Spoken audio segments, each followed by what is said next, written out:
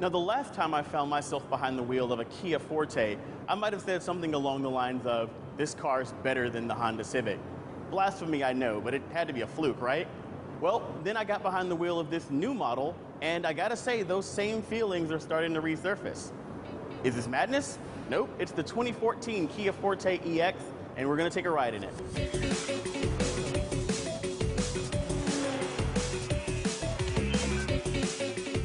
Now we're actually going to start in the cabin here because this is one of the places that the Kia Forte makes a really good first impression. Nothing in here looks cheap. Everything just kind of has a nice fit and finish to it. One of the things I really want to point out is this sort of fake carbon fiber texture here on the dashboard, which is the first time I've ever seen fake carbon fiber that doesn't look chintzy. Now in the center of the dashboard we've got the touchscreen for the UVO infotainment system. You're going to get that regardless of any options that you choose. That's going to get you the full array pretty much of audio sources, including Bluetooth for your hands-free calling and audio streaming. You're going to get your USB ports, an auxiliary port. You're going to find those jacks down here in the center. You're also going to see a big logo for UVO e-services. That's going to actually be their telematics system. So it's going to connect this car to the internet, and you're going to actually sync it up with an account online, and that will allow you to do things like view vehicle diagnostics and manage your points of interest for the navigation system from the comfort of a laptop, and then beam that information back and forth to the car. Now, one of the other interesting things about the Forte, the 2014 model, is that for the first time, you don't have to choose between UVO and navigation. In previous models, it was a one or another sort of deal. This time, you can actually spec an EX technology package that's going to add navigation to that touchscreen interface with traffic data. The graphics are pretty crisp. I do like the way this map looks. You only get 2D maps, you don't get 3D maps, and you do get sort of rudimentary building data, but it's not anything like you would see in an Audi. But this is a $25,000 Kia, so I don't really expect that. Now, the navigation system is based on an SD card. The slot's underneath this little door here. So that flash memory means that the maps get loaded really quickly, and the best thing about this interface is that it's very snappy. As you pop between the screens, there's almost no hesitation. The other great thing about having UVO and navigation at the same time is that you get that great voice command that UVO, which stands for your voice, is actually known for. So I can actually input an address in one go. 235 2nd Street, San Francisco. Line 1. Line 1. Start guidance. Start guidance. The thing that I really like about this system is that I don't have to individually wait for prompts for the street name, and then the street number, and then the city, and then maybe the state. I can just kind of spit the address out and count on the system to do it for me. Our vehicle is actually also equipped with a premium package that's going to add a lot of nice touches and amenities to this cabin.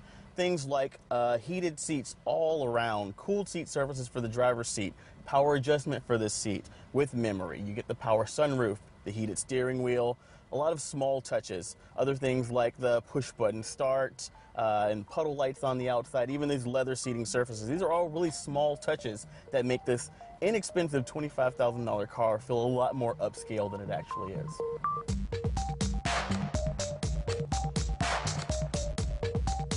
Now, this is the bigger of the two engines that you can get underneath the hood of the Forte, and it's also the most powerful, rated at 174 horsepower. Torque is 153 pound-feet, but as I'll tell you in a second, it doesn't really feel like that. It feels like it's actually less. It's an okay engine, but it's not a fun engine.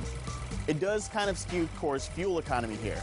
The EPA gives this engine 24 miles per gallon in the city, 36 on the highway. That works out to about 28 combined. And you'll actually get pretty close to that number if you use the Active Eco feature. That's a fuel-saving measure that actually uses a bit of computer trickery to sort of lighten your lead foot by remapping the throttle curve.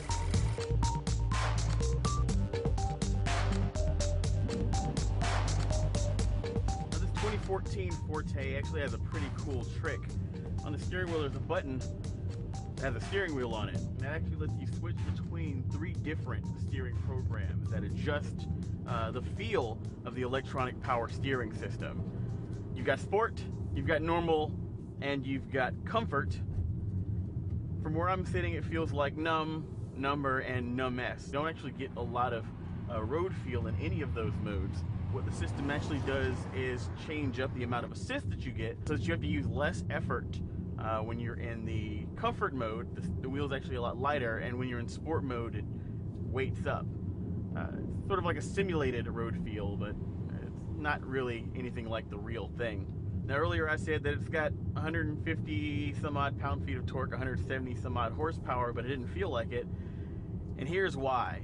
The Forte is actually equipped with a 6-speed automatic transmission, and that kind of takes a lot of the fun out of that amount of power that's advertised on the page. Now, it's not just the slow shifts. Kind of expect that from a slush box in this sort of class. The problem is that the gearing is actually absurdly tall. In the attempt to get better fuel economy out of this, the gears are just really tall, and all of the power is at the top of this engine's power band. So you don't really get that sort of meaty mid-range at around 45 miles per hour at about the middle of the torque curve. That actually makes a lot of small cars feel fast and zippy around town. As a result, if you actually want to take advantage of the power that's advertised, you've got to rev the hell out of the engine, and there's really just kind of makes you feel like you're working really hard for it. There's not really that small car effortless fun. But generally speaking, it doesn't feel bad. It's comfortable. You get a lot of road noise coming up, especially coming over really cracked up roads. But it rides smooth enough. It's easy enough to kind of predict where the car is going to go and what it's going to do. It's safe. I think that's kind of what people in this class are looking for.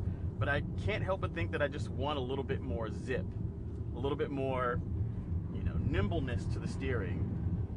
Can't help but think that I'm probably just going to end up holding my breath for an SX version with a turbocharged engine. This EX model starts at $19,400, but that's before we add $2,600 for the premium package, which is going to add a lot of those small amenities that are going to make this feel like a more upscaled compact car. We've also got $2,300 for our technology package that's going to add navigation and all the gizmos that we like to play with. We've got $300 for bigger wheels that are going to give it a sportier look, and $115 for floor mats. Now, I'm not sure why we're still paying for floor mats in 2013, but that's just the way it is. Add in your destination fees and whatnot, and that brings you to our as-tested price of $25,515. I would not change a thing at that price. It's actually a bit of a steal.